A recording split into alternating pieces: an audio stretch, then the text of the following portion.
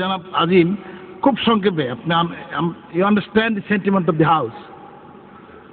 Speaker, এটা রাজনীতির কথা নয়, তাই let's not talk in partition line.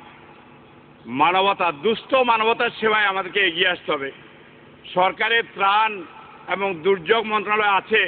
আমার বন্ধু মাইনুদ্দিন খান বাদল সাহেব, উনি মহাজোটের একজন সদস্য, উনি রেড ক্রসের কাছে যেতে হলো কেন ওনাকে?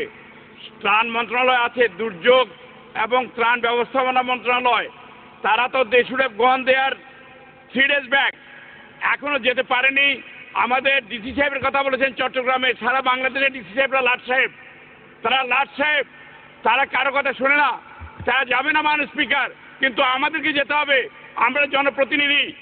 আমার বন্ধু মাইনুদ্দিন খান বাদল বস্তুতপক্ষে উনি যেই এলাকা থেকে নির্বাচিত সংসদ সদস্য, সেই এলাকাতে একটি বড় ইন্ডাস্ট্রিয়াল এরিয়া আছে, কালুঘাট ইন্ডাস্ট্রিয়াল এরিয়া, ওখানে 1.5 লক্ষাধিক শ্রমিক কর্মরত আছে এবং সেই এলাকায় আমারও কিছু ব্যবসা বাণিজ্য আছে, কলকারখানা আছে।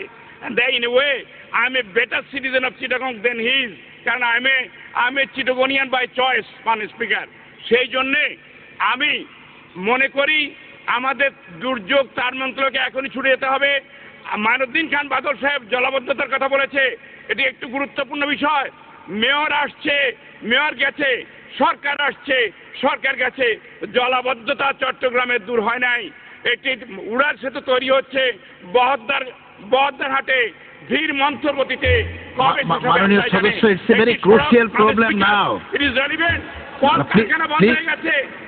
এখন আপনি সবচেয়ে বড় গুরুত্বপূর্ণ বিষয় হচ্ছে, আপনি এক সেকেন্ড আমায় শুনুন, আপনি শুনুন। জরুরি ভিত্তিতে স্থানীয় সরকার থেকে আর্থিক বরাদ্দ দিতে হবে চট্টগ্রাম সিটি কর্পোরেশনকে এবং চট্টগ্রাম উন্নয়ন কর্তৃপক্ষকে রাস্তা তৈরি করার জন্য।